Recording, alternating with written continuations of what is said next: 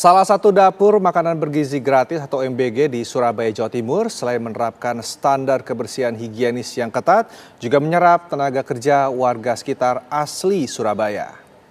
Dapur Nikmat Barokah yang merupakan mitra SPPG untuk program MBG di Surabaya ini menyerap kesempatan kerja bagi 47 orang warga lokal Kota Pahlawan. Jadi dengan adanya MBG ini penyerapan tenaga kerja luar biasa. Ini yang kami kerjakan di sini 47 orang. Ada yang bekas PHK, ada yang memang tidak bekerja, dulu sopir, ya, karena sekarang sepi. Kemudian yang dulu juru masak, sekarang jadi chef, ya. Dulu karena tidak memberikan lagi kegiatan itu, maka mereka kita tarik untuk membantu kami di sini. Cukup luar biasa. Assalamualaikum warahmatullahi wabarakatuh. Saya Imron pribadi. Dari video yang ditampilkan di channel TV One tadi, bahwa MBG itu mampu menyerap tenaga kerja luar biasa, katanya ibu tadi. Kita coba. MBG itu satu desa satu, anggap saja satu desa satu. Satu desa itu penduduknya, kalau desa besar antara 3.000 sampai 6.000. 3.000 sampai 6.000. Kalau satu desa penduduknya anggap saja 3.000, kemudian yang diserap satu MBG itu membutuhkan tenaga kerja 50 orang dengan anggaran miliaran. Ya, dengan anggaran miliaran. Apakah apple to apple ketika dikaitkan dengan penyerapan tenaga kerja? Menurut saya, ini program ugal-ugalan dan program pemborosan. Kalau dari sisi penyerapan tenaga kerja. Tapi targetnya kan bukan tenaga kerja. Artinya dari sisi tenaga kerja aja, apple to apple-nya nggak masuk berapa persen. Masyarakat di desa itu adalah 3.000 atau 6.000 kalau desanya besar, apalagi Surabaya.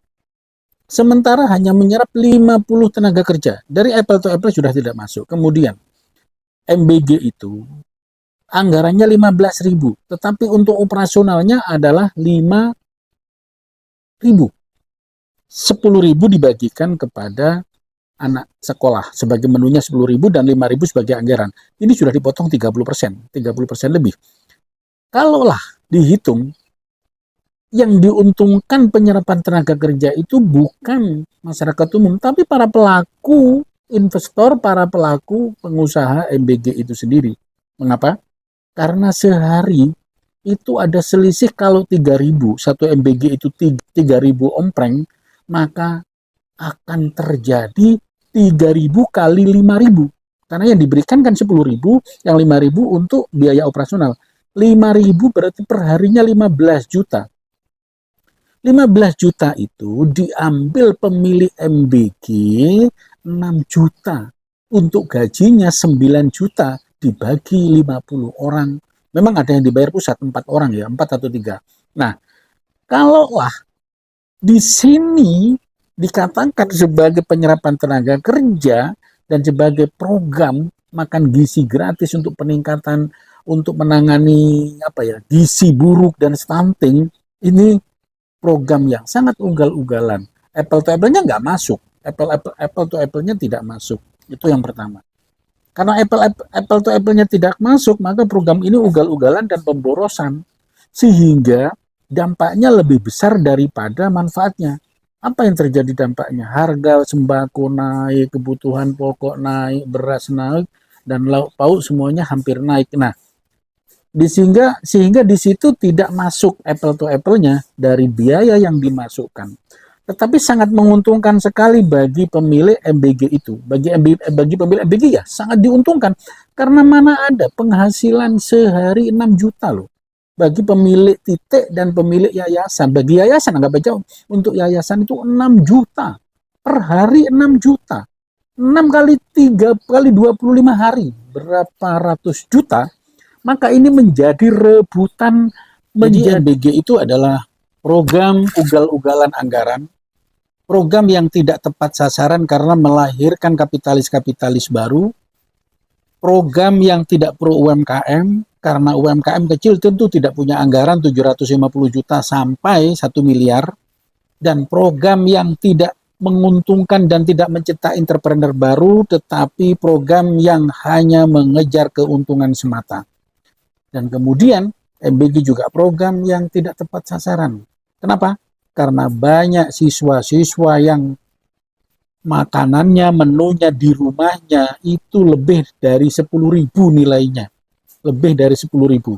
Seharusnya program ini diberikan benar-benar diseleksi kepada siswa yang kurang gizi, siswa yang tidak mampu, orang-orang stunting, dan diseleksi dengan ketat.